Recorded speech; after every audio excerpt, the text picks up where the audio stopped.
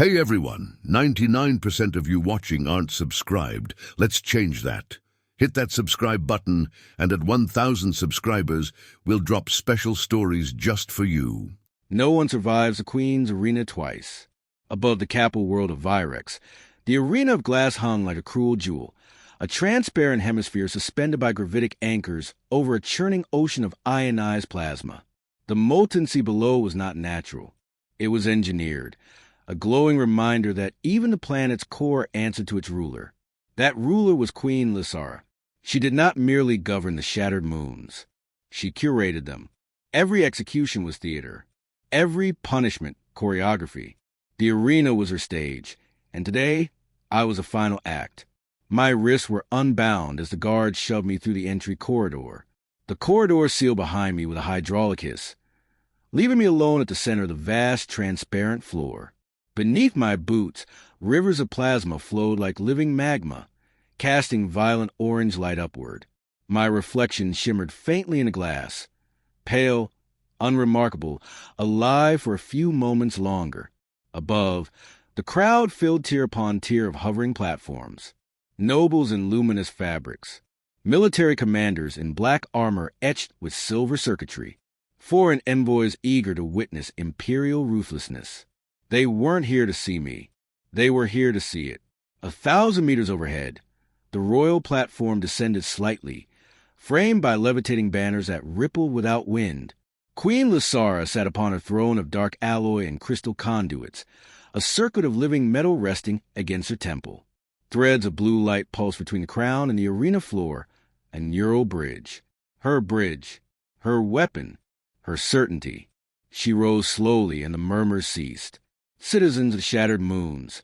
Her voice boomed, carried by harmonic amplifiers that vibrated in my bones. Today you witness justice. Justice. My crime had been curiosity. I had asked why entire colonies vanished when they resisted resource taxation. I had asked why the Queen required an execution spectacle when orbital prisons already existed. I had asked questions loudly. That had been enough. Queen Lysara extended one hand, released the savage beast. The far wall of the arena groaned. Panels of reinforced crystal folded back, revealing darkness, not shadow, but engineered absence of light.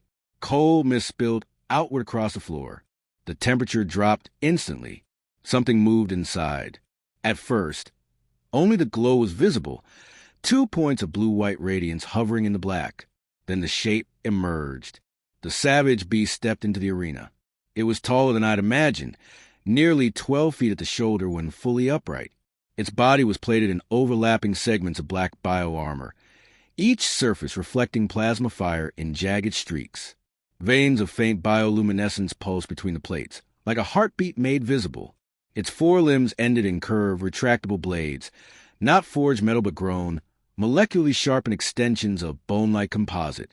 Its hindquarters were massive, built for explosive acceleration. A long, segmented tail arced behind it, tipped with a cluster of sensor spines crackling faintly with electromagnetic charge. Its head was the most unsettling part. Not fully animal, not fully machine. The skull-like structure bore ridges where synthetic implants interfaced directly with living tissue. Along its neck, small metallic nodes embedded beneath translucent skin flickered, receivers for the Queen's neural commands. It inhaled. The sound was deep, resonant, mechanical, and organic at once. The crowd erupted in cheers. The beast's gaze locked onto me. I felt it like a physical impact. Predators usually assess prey with quick calculation, distance, speed, weakness. This was different. The stare lingered. It did not blink. A ripple of heat passed beneath my feet as plasma surged below the glass. I did not move, running with trigger pursuit algorithms. They had programmed that much into the creature's adaptive combat system. Panic was part of the performance. So I stood there. The beast lowered its front half, limbs bending outward in preparation to lunge. Armor plates shifted with a grinding whisper. The bioluminescent veins brightened, feeding energy into its musculature. Above, Queen Lysara tilted her head slightly, the gesture of someone adjusting a thought. The blue threads connecting crown to arena floor intensified. "End it," she whispered. The beast launched forward, and stopped, Its claws scrape against the glass, scoring faint white lines. A tremor passed through its frame. The lunge never completed. It remained crouched, body coiled or frozen, as if trapped between commands. The crowd's cheers faltered. The queen's brow furrowed. The beast's head tilted, not aggressively. Curiously, its glowing eyes narrowed, not in predatory focus, but in scrutiny. It took one slow step toward me. Then another. Each footfall resonated through the arena floor and up my legs. I could see the fine fractures in its armor, the subtle imperfections in its construction. This was no flawless machine. It was alive. It came within a meter of me. Heat radiated from its core, washing over my skin in waves. I could smell ozone and something metallic, like fresh blood. Its forelimb lifted. The crowd inhaled collectively. Time stretched then. Instead of striking, the limb hovered in the air between us. Its claws retracted halfway, clicking softly.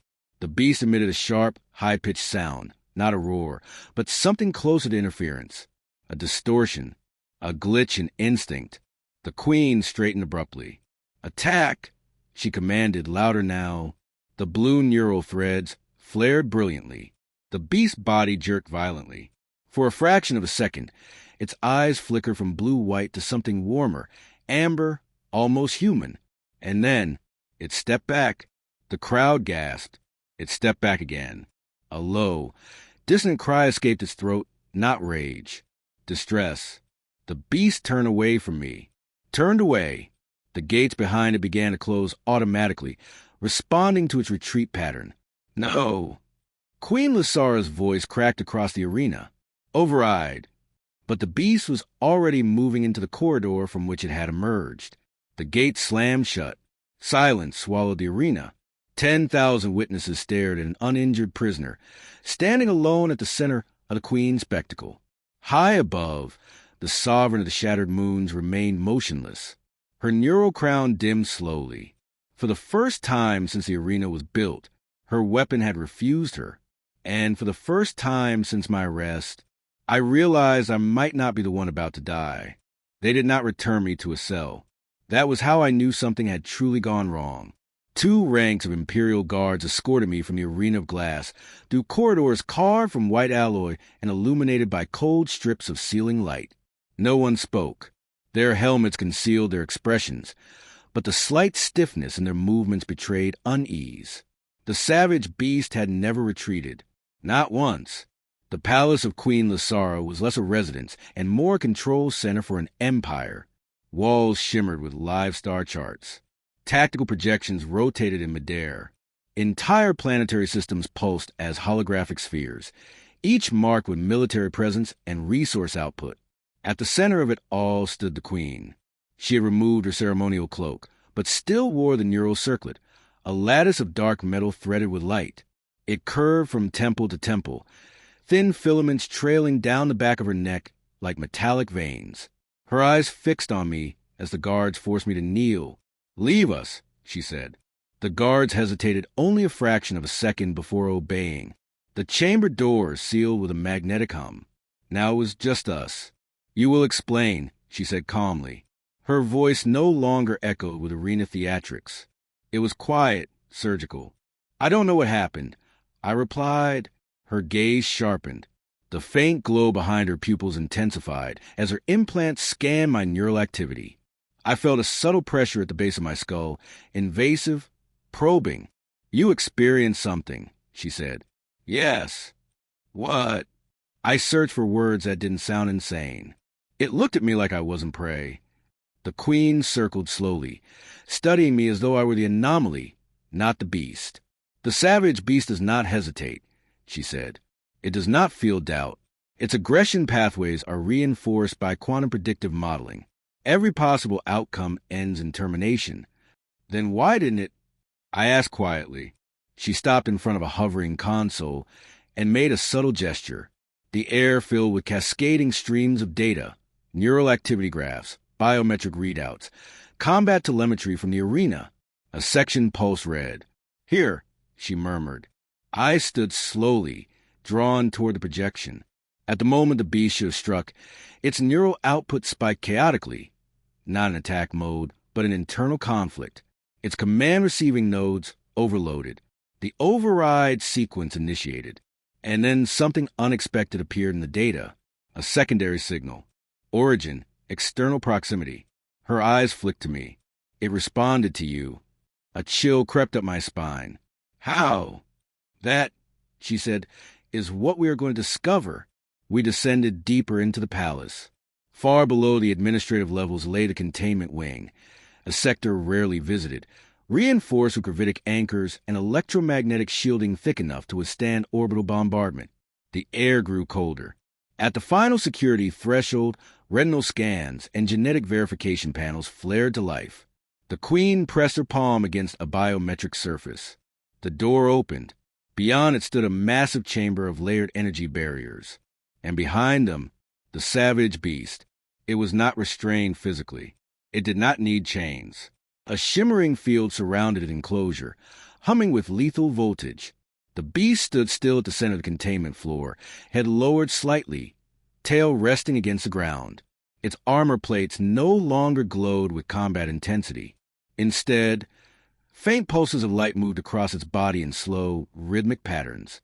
It lifted its head when we entered. Its eyes found me immediately. The Queen noticed. "Deactivate outer field," she ordered. A technician's voice crackled through a hidden speaker. "Your Majesty." "Deactivate it." The outermost barrier dissolved, leaving only the inner containment grid between us and the creature. The beast approached the field. Its massive frame moved with surprising grace. No aggression, no territorial display. It stopped directly in front of me, separated by only a thin veil of crackling energy. Up close, I could see details hidden in the arena. Faint scarring beneath its armor, irregular tissue growth along its neck, and the embedded neural nodes that glowed faintly beneath semi-translucent skin. Its gaze held mine. And then, the world fractured. A burst of sensation slammed into my mind. I staggered, gripping the railing as images flooded through me. White laboratory lights. A transparent tank filled with viscous fluid. A smaller shape suspended inside it. Skeletal, incomplete. Voices arguing. A woman in a lab coat whispering. It's synchronizing. The human template is integrating too deeply. Another voice. The Queen wants obedience, not empathy. A child crying. The child was me. I gasped and fell to one knee. The Queen's voice cut sharply through the chamber. "What did you see?" I looked up at her, breath unsteady. "It wasn't just programmed," I said. "It remembers." Her expression tightened. "That is impossible. Its memory lattice is isolated. It remembers being alone." I continued, struggling to steady myself. "It remembers fear." The beast emitted a low vibration, not a growl, but something closer to resonance. The Queen turned sharply toward the data console embedded in containment wall. Streams of information cascaded down the display as she accessed archive project files. "Project Savage," she murmured. A restricted warning flashed across the screen. She overrode it. Years-old logs unfolded. Genetic integration charts, neurocompatibility indexes, ethical waivers signed and buried. My name appeared. Subject, neural template donor. Age, 2 years. Compatibility rating, 99.8%. I felt the blood drain from my face. "What is that?" I whispered. The Queen did not look at me. "When the beast's original neural matrix proved unstable," she said evenly, "our scientists required a stabilizing pattern, a human imprint capable of adaptive cognition." Her finger hovered over my file. "You were genetically optimized at birth, selected for compatibility." "I was selected?" My voice cracked. "Your family was compensated," she said. "My family had died in a mining accident when I was 5. Or so I had been told." The Queen finally turned toward me. "We did not merely create a weapon," she said. "We anchored it." "With me?" "Yes." Silence fell heavy between us. Behind the containment field, the savage beast lowered itself slowly to the ground, not in submission, in recognition. The Queen watched the creature carefully. "I gave it your neural pattern to ensure control," she said. "But you gave it something else," I replied. She did not respond, because she already understood. The beast's aggression circuits had not failed. They had hesitated, because somewhere within its engineered consciousness was the echo of my mind, and it refused to kill itself. The queen straightened, regaining her composure. "This changes nothing," she declared, but her voice lacked the certainty it once carried. She stepped closer to the containment field and issued a direct neural command. "Attack directive. Designate him as hostile." The blue light in her crown intensified. The beast's body trembled. Its claws extended halfway, scraping against the containment floor. Its eyes flickered violently between cold blue and that warmer amber glow. It took one step toward the barrier, and then stopped. A sound tore from its throat. Pain. The neural link crackled audibly. The beast backed away from the barrier, refusing. The deeper archives were not meant to be opened. They were entombed beneath layers of encryption, biometric locks, and legal decrees signed by Queen Lasar herself. Records of wars erased before they began. Treaties never acknowledged. Experiments that redefined the boundary between invention and atrocity. The Queen stood before a suspended monolith of light, a vertical slab of encrypted data rotating slowly in midair. "Only I have clearance," she said. She pressed her palm against the interface. The chamber darkened as the system authenticated her DNA, retinal pattern, and neural signature. The circlet on her head flared, threads of blue light streaming directly into the archive core. "Project Savage," she commanded. The monolith fractured into layers of holographic files. Audio logs, genetic schematics, developmental footage, and a date, 20 years ago. I watched my own past unfold in silence.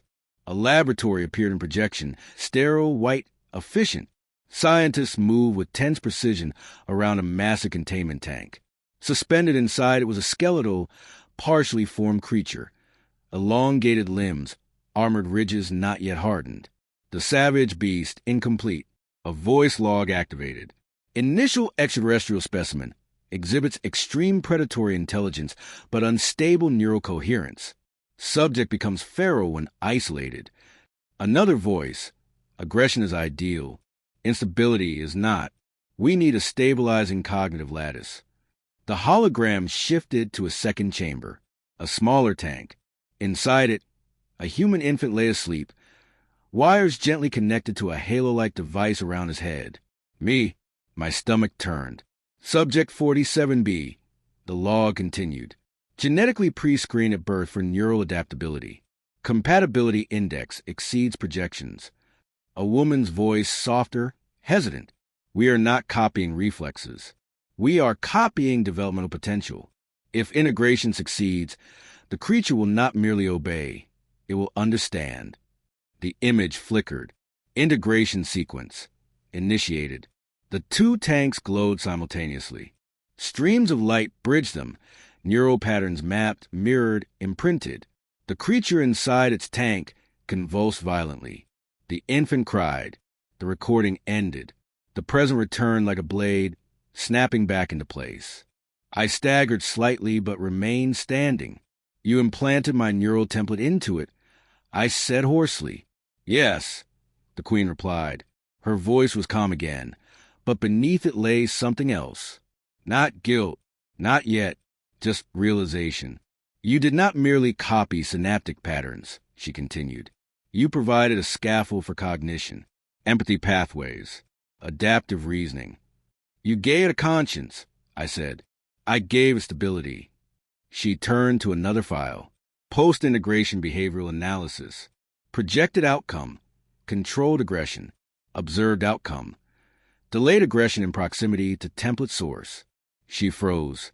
There it was. They had known. Not fully, but enough to bury it.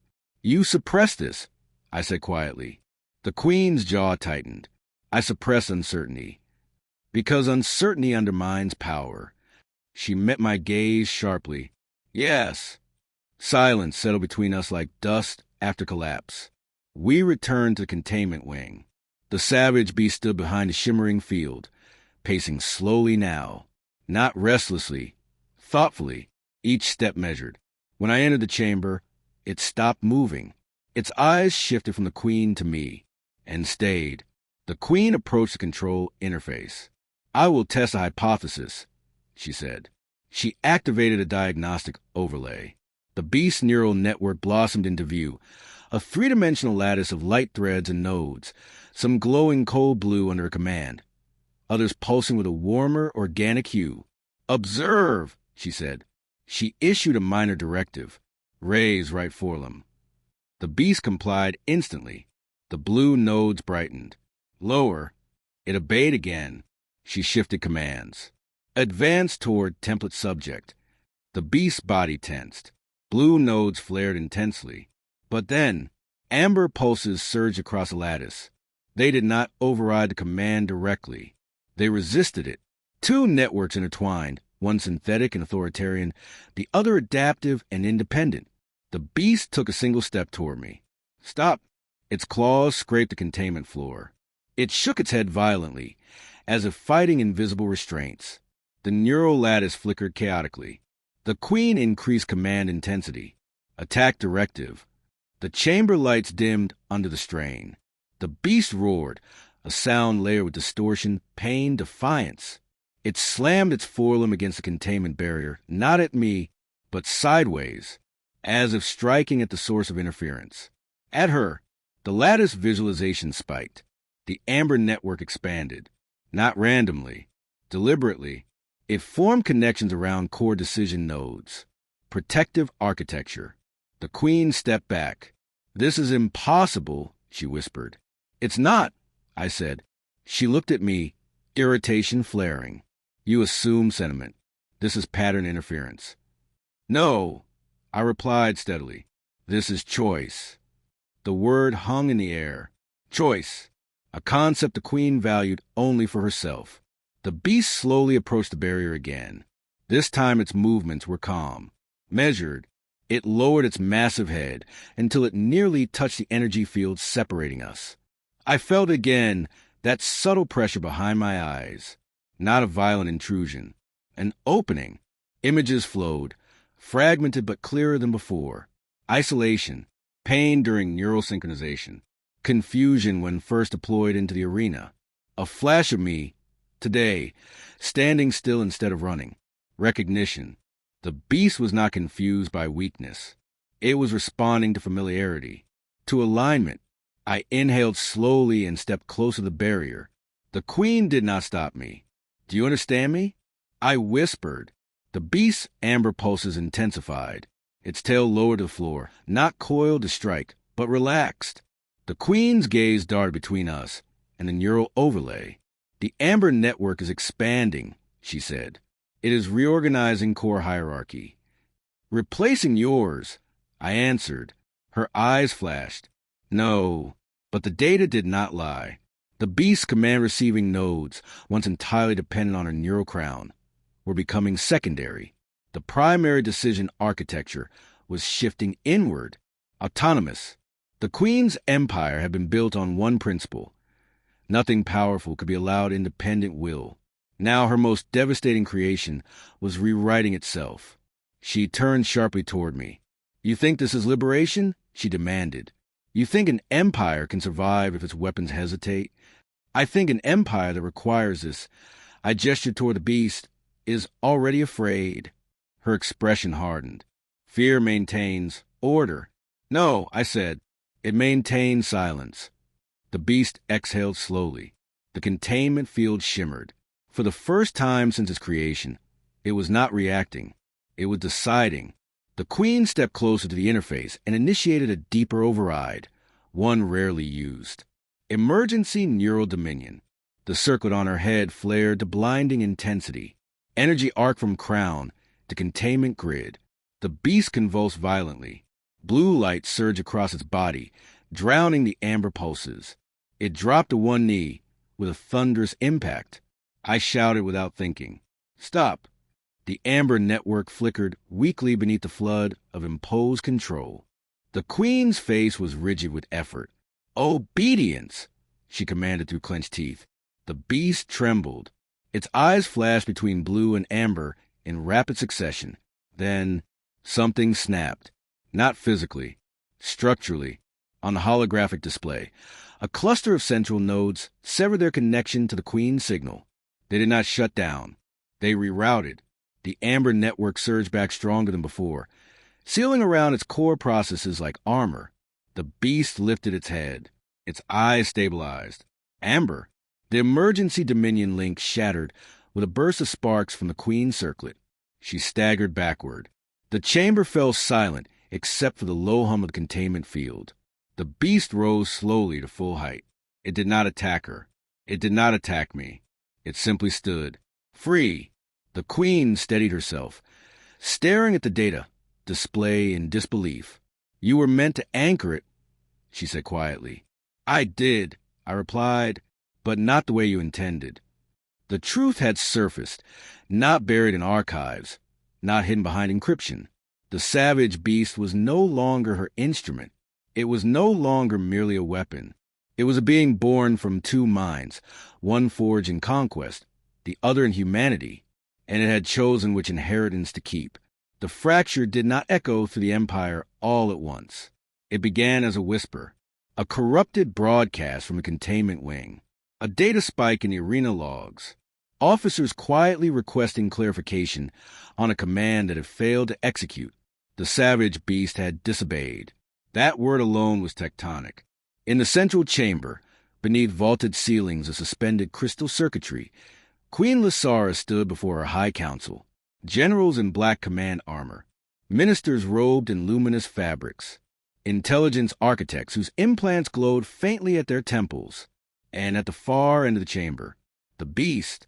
No containment field separated it from the court, only space and choice.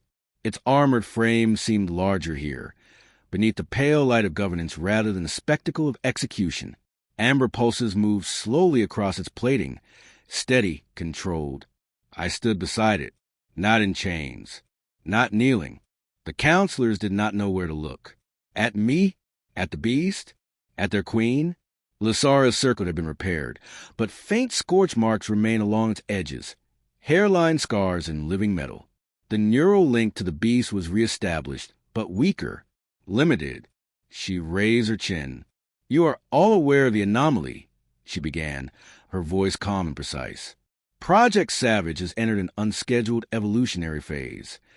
A general stepped forward. Your Majesty, with respect, the weapon must be decommissioned. Murmurs of agreement rippled through the chamber. The beast's head shifted slightly at the word weapon. The Queen's gaze flicked toward it, then back to her council. Decommissioning would require neutralization, she said, and neutralization is no longer guaranteed. Silence thickened. They understood the implication. For the first time since her ascension, the Queen possessed something she could not command absolutely. She turned slowly toward me. Demonstrate, she ordered. The word was directed at the beast. A test, a final assertion of dominance. The chamber doors opened at her signal.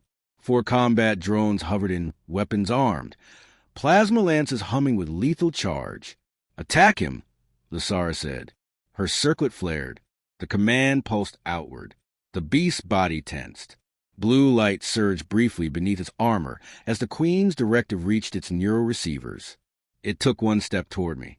The council inhaled sharply. I did not move. The amber pulses flared brighter. The beast's claws extended halfway, then stopped. Its massive frame trembled. The blue signal intensified. Execute. The Queen commanded, sharper now. The drones repositioned, targeting solutions aligning. The beast turned its head toward her. Not toward me, toward her. Its eyes glowed amber, steady, unwavering. Then, slowly, it stepped sideways, placing its armored body between me and the drones. A collective gasp rippled across the chamber. The Queen's signal spiked, desperate. The beast's neural lattice must have been roaring with conflict, but outwardly it was composed. Its tail lowered, not aggressive, protective. The drones recalibrated, confused by shifting directives. Override priority Alpha, Lysara shouted. Energy crackled through the air as her circuit attempted full-spectrum control. The beast roared, not in rage, in resistance. The sound shook the chamber's foundation. The amber network surged visibly beneath its plating, pulses racing along every limb, sealing over the blue nodes like a living firewall. On the chamber's tactical displays, connection indicators flickered, then went dark, the neural link severed. Sparks burst from the Queen's circlet as the signal collapsed. She staggered back, catching herself on the edge of her throne dais. The drones, now without synchronized command input, powered down automatically. Silence descended. The beast stood motionless before me, not as a predator, not as a slave, as a guardian. The council stared at their queen. For years, her authority had been symbolized by one undeniable truth. She controlled the unstoppable. Now the unstoppable had chosen its own direction. Lysara slowly removed the circlet from her head. The chamber seemed smaller, without its glow. She descended the steps of her dais until she stood only a few meters from the beast. Its gaze remained steady. "You were designed to ensure obedience," she said quietly, "to remind every colony that resistance is extinction." The beast did not respond. It did not need to. She turned her eyes toward me. "And you," she continued, "were a variable I believed I had quantified." "You quantified my brain," I replied, "not my will." A faint, almost bitter smile touched her lips. "Empires are not built on will alone." "No," I said, "but they fall when fear stops working." The council shifted uneasily. They were witnessing not just defiance, but transition. The Queen studied the beast for a long moment. Then she did something no one in the chamber expected. She knelt, not fully, but enough that the gesture could not be mistaken. It was not submission. It was acknowledgement. "You have evolved beyond your design," she said to the beast, "and beyond my command." The amber pulses softened slightly, as if in response. She rose again, turning to face her council. "Project Savage is hereby terminated," she declared. "The entity before you is no longer classified as a weapon of state." A stunned murmur swept the chamber. "Then what is it?" a minister asked weakly. The Queen looked at the beast, then at me. "A citizen," she said. The word hung heavy in the air. Unprecedented, revolutionary, terrifying. The beast stepped forward, not toward the throne, not toward the council, but toward the massive panoramic viewport at the far end of the chamber. Beyond it stretched the shattered moons, fractured worlds bound together by trade routes and military patrols, their surfaces scarred by extraction and conquest. The Empire still stood, but something fundamental had shifted. Its ultimate symbol of fear had refused violence. Its queen had witnessed the limits of control, and its people, already whispering, would soon learn that even engineered savagery could choose mercy. Lysara approached the viewport as well, standing beside the beast rather than above it. Her voice, when she spoke again, was no longer amplified by spectacle. "It seems," she said quietly, "that power is not proven by domination." I met her gaze. "It's proven by what you allow to live." For the first time, the Queen of the Shattered Moons did not issue a command. She simply watched the stars. And beside her stood the being she had forged to terrify the galaxy, now free to decide what it would become.